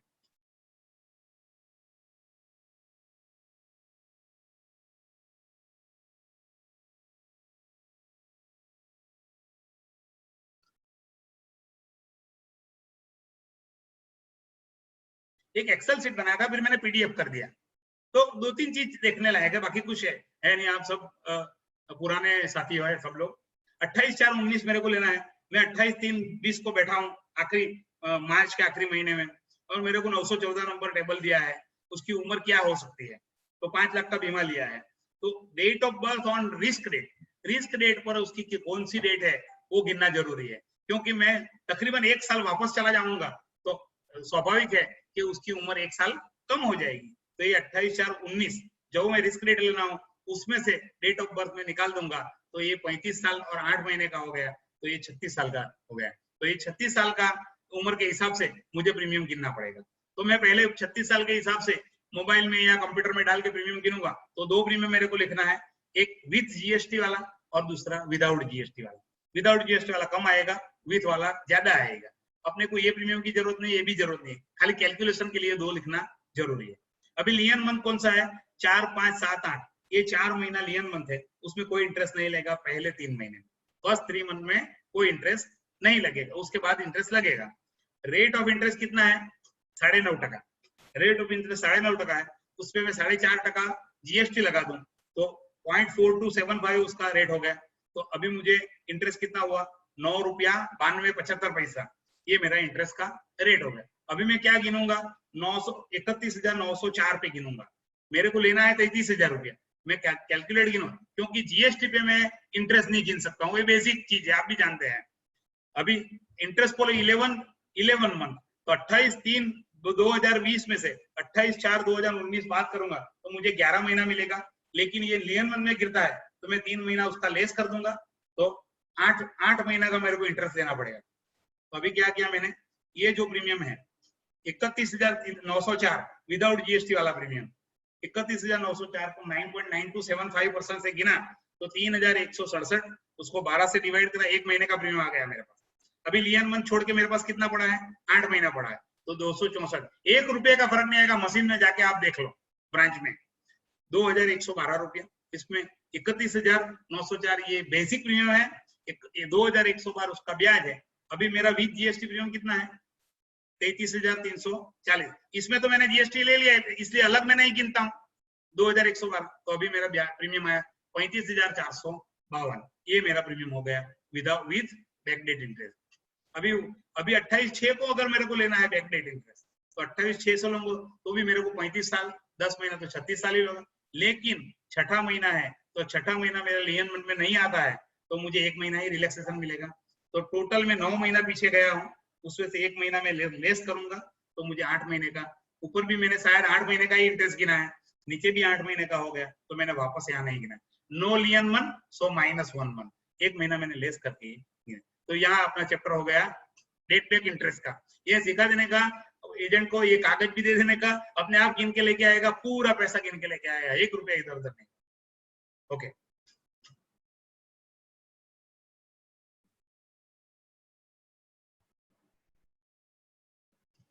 अभी यहाँ पे जो चीज है, प्रवीण जी कितना टाइम बचा है,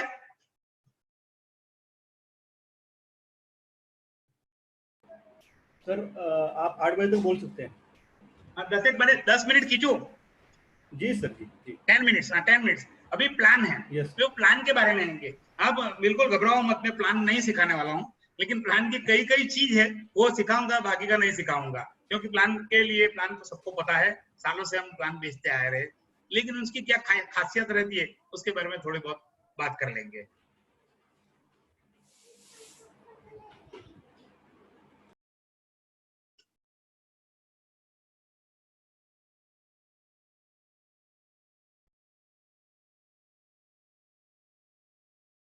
मान लीजिए 914 नंबर का टेबल लिया, किसी को लगता होगा कि 914 नंबर में क्या सीखने का, लेकिन बहुत कुछ सीखने का है, नए चेंज बहुत आए हैं इसमें। पहला तो ये सीखना है, बेसिक समय छोड़ है, इसमें एसयूसी 100% ही आएगा, जीवन आनंद में हमारा 125% है, तो भी मैं आपको दिखा दूं, ये जीवन आनंद है, जीवन आनंद में 125% है, इसमें 100% है। अपने को काम की चीज क्या है, ये जो नए 1/1/2020 के बाद वो बहुत अच्छी चीज आई है, जो है मैच्योरिटी और death claim in installment for 5, 10, 15 years, और डेथ क्लेम में भी हम दे सकते हैं। मैच्योरिटी के लिए हमको आज से लिख के देना जरूरी नहीं है, पॉलिसी पकेगी उससे 3 महीने पहले भी दे सकते हैं, आज भी लिख के दे सकते हैं, दोनों चीजें। लेकिन डेथ में अगर मुझे मैच्योरिटी सेटलमेंट ऑप्शन चाहिए, मतलब पार्टी को चाहिए उसकी वाइफ को प्रोटेक्ट करने के लिए, तो उसको आज से लिख के देना पड़ेगा, क्योंकि आज से लिख के देगा तभी उसकी वाइफ के पास कोई ऑप्शन नहीं होगा, उसको मैच्योरिटी सेटलमेंट ऑप्शन ही लिया जाएगा, वो रिवर्ट बैक नहीं हो सकती। जबकि जो जिंदा है आदमी, मुझे लेना है, मुझे मैच्योरिटी पे 5, 10, 15 साल लेना है, 15 साल मैंने मैच्योरिटी सेटलमेंट ले लिया, तो मेरे पास बहुत ऑप्शन है, जब पकेगा तभी मैं बोल सकता हूँ मेरे को साथ में पैसा दे दो। मान लीजिए मैंने ले लिया मैच्योरिटी सेटलमेंट ऑप्शन, तो मुझे 2 साल 3 साल के बाद कोई और खर्चा आया तो मेरे को पूरा पैसा लेना है, तो मैं रिवर्ट बैक भी हो सकता हूँ। दूसरा, ये चीज कहाँ पे काम आएगी, प्लान में नहीं सिखाऊं, मैंने बोला है आपको कि 8 साल से 55 साल तक मिलता है, ये अपना काम नहीं है, ये फीचर है, फीचर में नहीं जाऊंगा, प्रोडक्ट के मार्केटिंग में जाएंगे, तो ये एक मार्केटिंग का है। तो मैं इसको किस तरह से बेचता हूँ, तो 3 टेबल में देता हूँ, 914 नंबर, 914/15, 914/25, 914/35, तो 15 वाले को 10 साल का मैच्योरिटी सेटलमेंट दे दूंगा, 25 वाले को और 10 साल का दे दूंगा, बीच का जो गैप है ना, वो गैप पूरने का मैं प्रयत्न कर रहा हूँ, और 35 वाले को 15 कर दूंगा। तो अभी क्या हुआ, 10 और 15 35 साल तक गए। मान लीजिए कोई एक 35 साल का लड़का है आपके पास और उसको ये 3 साल का कॉम्बिनेशन दिया, मैच्योरिटी सेटलमेंट ऑप्शन डाल के, कोई रिटायरमेंट ऑप्शन की जरूरत नहीं, कोई पेंशन प्लान की जरूरत नहीं है उसको। 35 साल के बाद और 35 साल पकने बाद 35 साल चलेगा। मान लीजिए 30 साल का लड़का है या 25 साल का लड़का है, तो उसकी पहला 15 साल मतलब 40 साल से पैसा शुरू हो जाएगा। 40 से 35 जोड़ दो और 75 साल तक उसको पैसा मिलेगा। 30 साल 35 साल का लड़का और उसको 80-85 साल तक पैसा मिलेगा। इतना ही जीता है आदमी, इतना ही जीता है, ज्यादा तो नहीं जीता है। तो हमारा भी ये भी प्राइवेट वाले क्या बोलते हैं, हमारे टर्म इंश्योरेंस है उसकी बुराई है, इसी तरह से निकालते हैं कि हम लोग आजीवन देंगे। अरे कौन जीता है? हमने 5 नंबर का टेबल 100 साल तक दिया, कोई नहीं दिया तो हम अभी बोल रहे हैं कि 80 साल में हम मैच्योरिटी दे रहे हैं, बोल रहे हैं ना हम लोग। ऐसा थोड़ी कि 100 साल जो सेंचुरी लगाए, उसको भी पता है कोई सेंचुरी लगाने वाला नहीं है, इसलिए आजीवन बोल दो। हमने 80 साल तक दी है, कहाँ खराब किया जीवन अमर में, 80 साल तक दे ही दिया है, लेकिन वो लोग उसको मार्केटिंग फुल बना के बेच रहे हैं। खैर उनका सवाल है, अपना सवाल। तो एक अच्छा फीचर है रिटायर एंजॉय बेचने के लिए। दूसरा एक चीज बहुत अच्छा आया है एजेंट को सिखाने का, ये ग्रेस पीरियड, ये बहुत मायना रखता है। 15 डेज और monthly mode and 30 days for other mode. पहले एक साल पहले आपको पता होगा 1 मंथ ऐसा वर्ड था, याद है आपको सबको? 1 मंथ, तो 1 मंथ कितने दिन का होता है? 31 दिन का होता है। 31 दिन का होता है मतलब मान लीजिए मैंने 28 फरवरी को एक पॉलिसी मेरा ड्यू हुआ है, तो मेरा एजेंट 31 तारीख को भी प्रीमियम डालता था, उसको कोई ब्याज नहीं लगता था। अभी लगेगा 28वां महीना है, खत्म हो गया, तो अभी मार्च का महीना नहीं मिलेगा, क्योंकि 1 मंथ वर्ड निकाल दिया एलआईसी ने 30 दिन डाला है, 30 डेज, तो 30 दिन का ही मिलेगा। उसके ऊपर का रिबेट वो तुरंत ही इंटरेस्ट में चला जाएगा, उसको इंटरेस्ट देना ही पड़ेगा। ये क्या है? दूसरा है क्लेम कंसेशन में, ये दो तीन चीज जो चेंज आने वाली आई है ना, उसका ही मैं आपको दिखाऊंगा। Available under base plan only, claim concession मतलब एक ग्रेस पीरियड। 3 तरह के क्लेम कंसेशन है। ग्रेस पीरियड में अगर डेथ होता है तो क्लेम कंसेशन में आएगा। 3 साल की पॉलिसी चालू है हमारी, तो हम 6 महीने तक उसको क्लेम कंसेशन देते हैं। हम काउंटर पे पैसा भरा देते हैं, लेकिन उसके बाद रिवाइवल का प्रोसीजर नहीं करते, उसको भी क्लेम कंसेशन। और जो 5 साल से ऊपर पॉलिसी चलती है उसको हम 1 साल के लिए क्लेम, लेकिन claim concession only for base plan. अभी मैं उसको उल्टा समझा रहा हूँ। उसमें मैंने मान लीजिए टर्म इंश्योरेंस डाल दिया, तो टर्म इंश्योरेंस को क्लेम कंसेशन नहीं मिलेगा।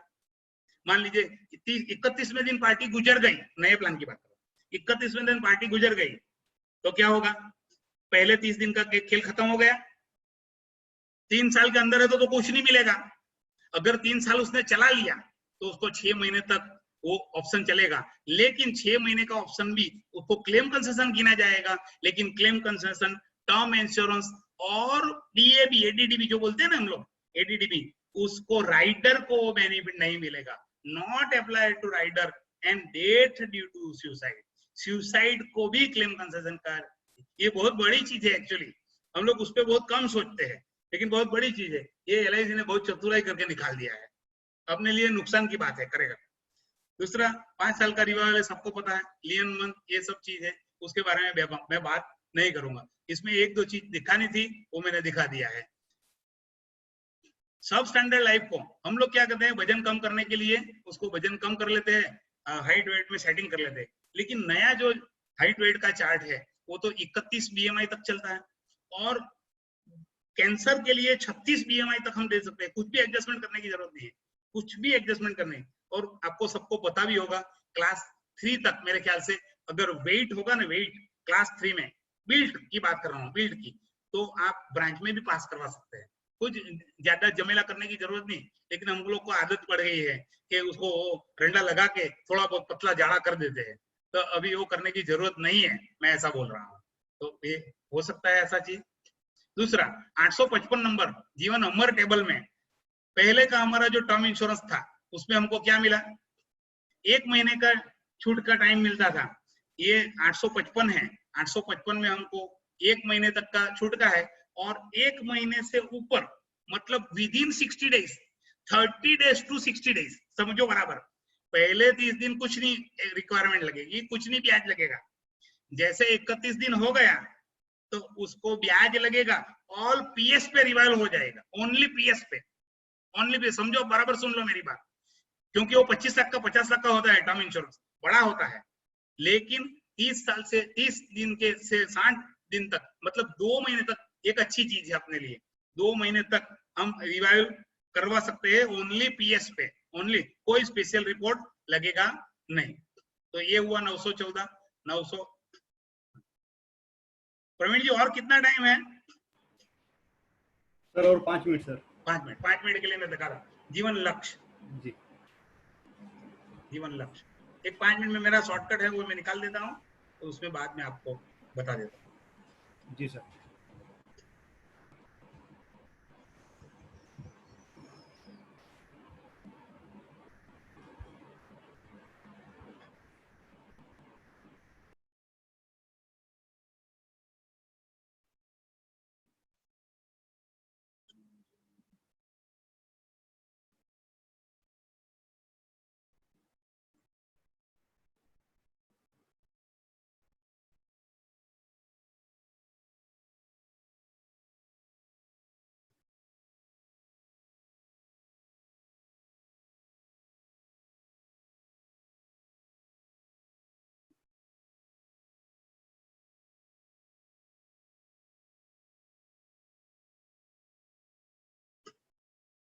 ओके,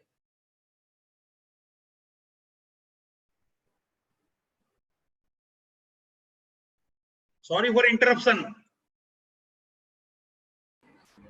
कोई बात नहीं सर, बहुत अच्छा जा रही है।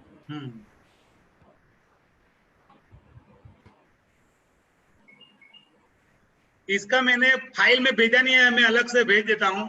ये एक कागज है छोटा सा, लेकिन इस पे मेरा जीवन लक्ष्य बहुत अच्छी तरह से दिख रहा है, तो इसको अगर मैं हो सके तो बड़ा कर दूं।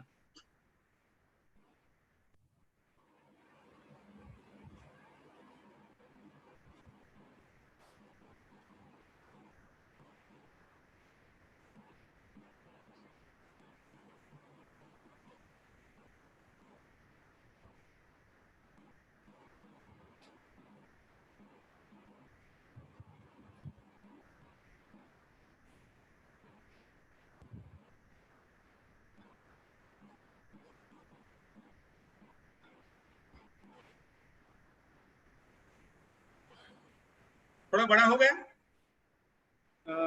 सर हाँ, बड़ा हो गया। ओके जी प्रवीण सर, जी, हो दिख गया, रहा है बराबर ना? हो गया सर। दिख रहा, दिख हाँ रहा चलो है। ठीक है। फटाफट 2 मिनट, अभी ज्यादा टाइम नहीं लगेगा, ये एकदम रेडीमेड बनाया हुआ है मैंने। हाँ, हम क्विक जी करेंगे। एक 933 टेबल है, 25-22 का टर्म है, उसमें मैंने टर्म राइडर डाला है। मैं ज्यादातर यही पॉलिसी में टर्म राइडर देता हूँ, बाकी मैं नहीं देता हूँ। विद एडीडी लिया है, एज है 30, 25 to 22, ये 22 पीपीटी है, मैच्योरिटी 26,75,000 आएगी, 10 लाख का इंश्योरेंस है, प्रीमियम आएगा 46,000 विद टर्म राइडर, और टोटल प्रीमियम आएगा 10,02,000। अभी इसको मैं कैनवास कैसे करता हूँ? इसको कोई भी टर्म इंश्योरेंस से कैनवास करेंगे ना, कोई भी टर्म इंश्योरेंस से, तो ये टर्म इंश्योरेंस का भाग है। अगर पहले दिन उसका एक्सीडेंट हुआ या नेचुरल डेथ हुआ पहले दिन, तो 6 टाइम इंश्योरेंस कवर करता है। कितना? 6 टाइम, 6 गुना। एलआईसी का कोई भी प्लान आप उठा के देख लो, 6 गुना इंश्योरेंस कहीं पे भी कलेक्ट नहीं। मैं आपको गिन के बता सकता हूँ, देख लीजिए।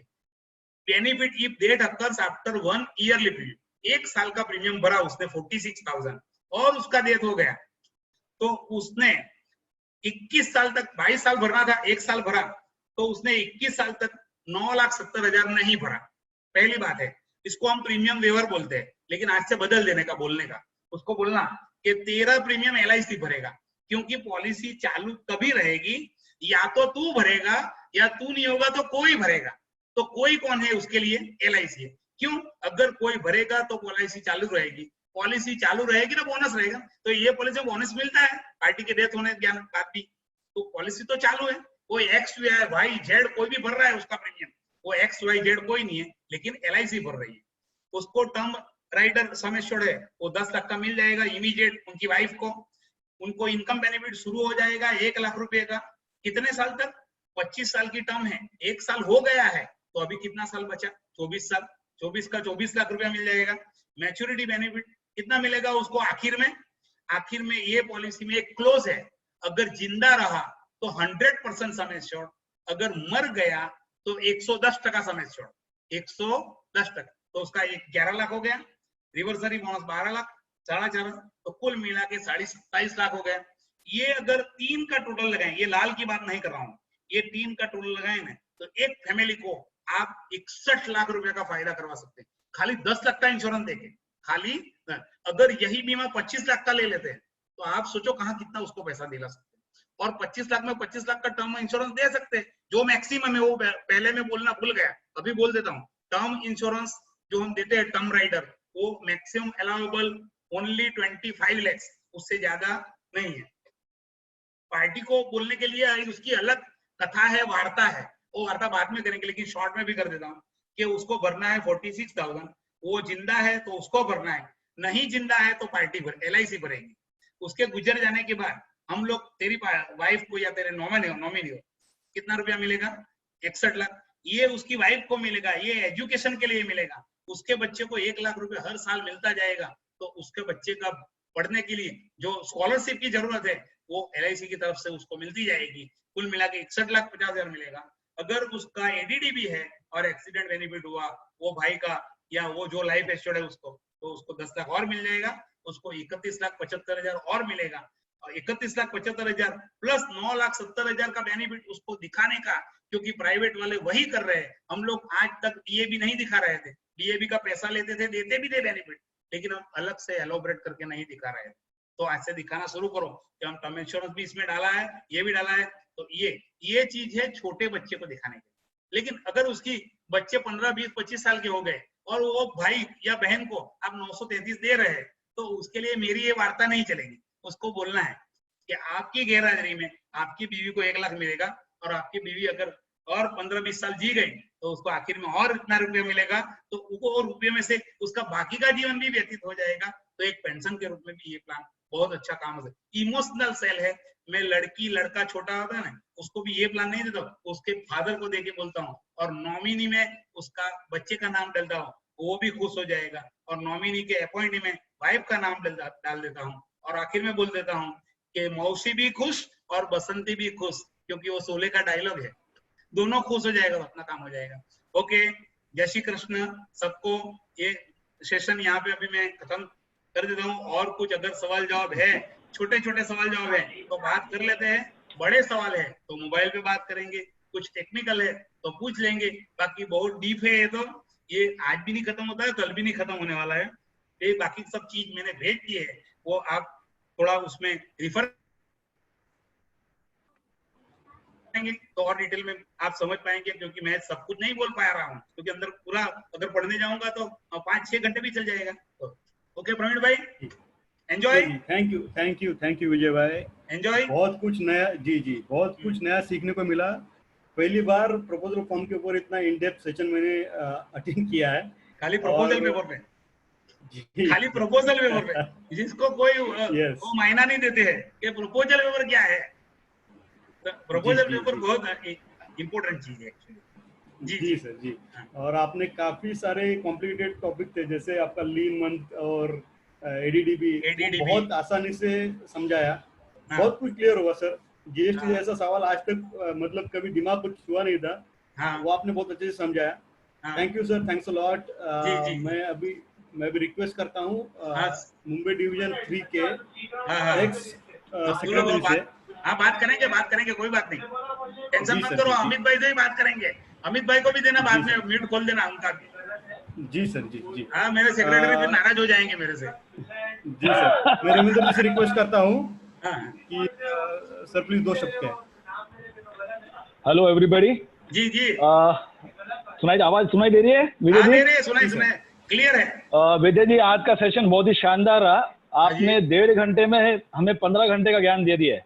जी। और हमें उम्मीद है कि आइंदा अगर आज के बाद हम जब कभी आपको बुलाएंगे तो आप जरूर आएंगे।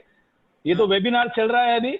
वेबिनार ये लॉकडाउन खत्म होने के बाद हम चाहेंगे एक सेशन आपका अच्छे से मुंबई में करने के लिए, क्योंकि आपके बारे में और अमित जी के बारे में, आप दोनों के बारे में काफी सुना है। आप लोग जो श्रोता है उनकी जानकारी के लिए ये अमित माकन जी और विजय जी ये सूरत डिवीजन के प्रेसिडेंट और सेक्रेटरी हैं, और ये ना सिर्फ सूरत डिवीजन में एजेंट्स के सेमिनार्स लेते हैं, डीओस के भी सेमिनार लेते हैं। हाँ, जो इन्होंने अच्छी तरीके से कनेक्ट किया, मतलब जो सब्जेक्ट को अच्छी तरह फॉर्म को जो अच्छी तरीके से कनेक्ट किया, अंडरराइटिंग से, नॉन मेडिकल जर्नल स्पेशल से, प्रोस्पेक्टिंग लिस्ट से, एनआरए से, एक्सीडेंट बेनिफिट राइडर से, और लास्ट में जो एंड दिया उन्होंने जीवन लक्ष्य से, काबिल तारीफ। मतलब मेरे पास कोई वर्ड्स नहीं है विजय पलिता जी को। Thank you. तीनों division, Mumbai division 3, Mumbai division 4 and Thane division से मैं आपका धन्यवाद देना चाहूंगा। और मैं ये तीनों डिवीजन से गुजारिश करना चाहूंगा कि ये तीनों डिवीजन मिलके जो कार्य कर रही है, जैसे कि तुषार परब का सेशन हुआ, आईपीओ सेमिनार हुआ, अमर पापल जी का रिक्रूटमेंट के ऊपर सेमिनार हुआ, किरण होलकर जी का एक्टिविटी में, तीनों अलग अलग डिवीजन के डेवलपमेंट ऑफिसर, एक डेवलपमेंट ऑफिसर जो डेवलपमेंट ऑफिसर को सिखा सकता है ना, वो कोई नहीं सिखा सकता सर। हमारे डिवीजन में भी अपना आदमी दिल से कोई नहीं सिखाएगा। आप कितना भी पैसा दे दो, कोई नहीं सिखाएगा। यस, मैं हरीश भाई और कमलेश जी को भी इसमें जोड़ूंगा, क्योंकि इनके भी बहुत चीजें, कॉन्सेप्ट वगैरह, जो इनकी बुक्स वगैरह, जो उनको ट्रेनिंग दी जाती है, यूज करता हूँ। हरीश भाई का आभार भी व्यक्त करता हूँ यहाँ से। हरीश भाई का भी काफी यूज किया है, और कमलेश भाई का तो मैंने ये सफल का बताया आपको यहाँ पे। और मैं और एक बात कहना चाहूंगा कि हमारी जो तीनों डिवीजन के लोग हैं, अधिकारी लोग हैं, वो इतनी मेहनत ले रहे हैं, लेकिन मैं अटेंडेंस देख रहा था, अटेंडेंस 170 180, तो मेरी गुड वाले लोग हैं जो बैठे, मजा आया जिनको भी, जो बैठे डेफिनेटली। मैं सोचा कि वो बैठ के सुन रहे थे। आपका सेशन तो कल भी कंटिन्यू करने के लिए हमें डिमांड आ रही है। अभी देखेंगे ना, सुशांत से हम लोग बात करके देखेंगे अगर हो सकेगा तो। हाँ, और तीसरा मैं शुक्रिया अदा करना चाहूंगा हमारे जो मेन होस्ट है मिस्टर प्रवीण भोसले, शांतिपूर्वक और इतनी अच्छे से ये 1.5 घंटा 2 घंटा का लाइव प्रोग्राम कंडक्ट करने के लिए उन्हें बहुत बहुत धन्यवाद। Thank you very much. Thank you division 3 association, Thane division association and division 4 association. Welcome. Thank you very much. Thank you sir, thanks a lot. मैं अमित जी से रिक्वेस्ट करता हूँ। अमित जी, आपको मैंने अनम्यूट किया है। अमित जी प्लीज। अमित जी 2 मिनट।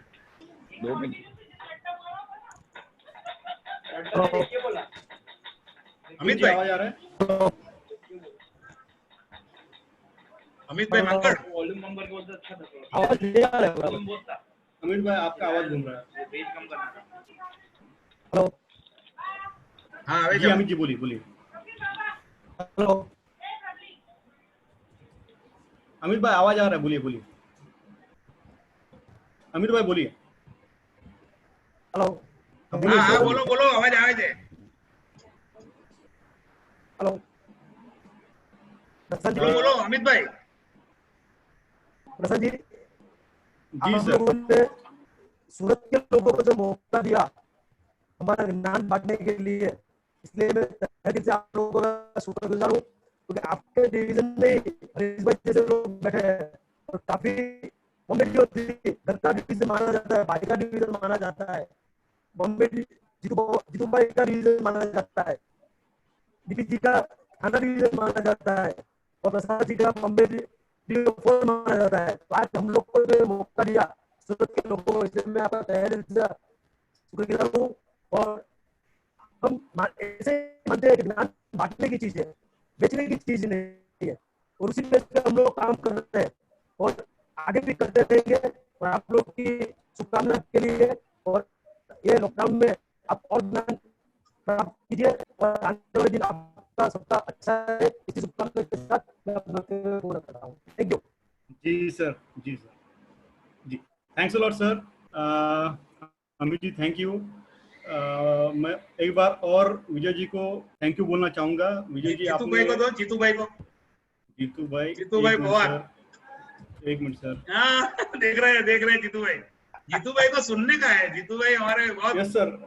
गाड़ी ले जीतू सर प्लीज। अरे भाई, मैं क्या कहूंगा, आपने तो स्पीचलेस बना दिया हमको भाई। विजय भाई क्या स्पीचलेस बना दिया। और अमित भाई हमारी तारीफ कर दे भाई, तारीफ तो सूरत वाले है।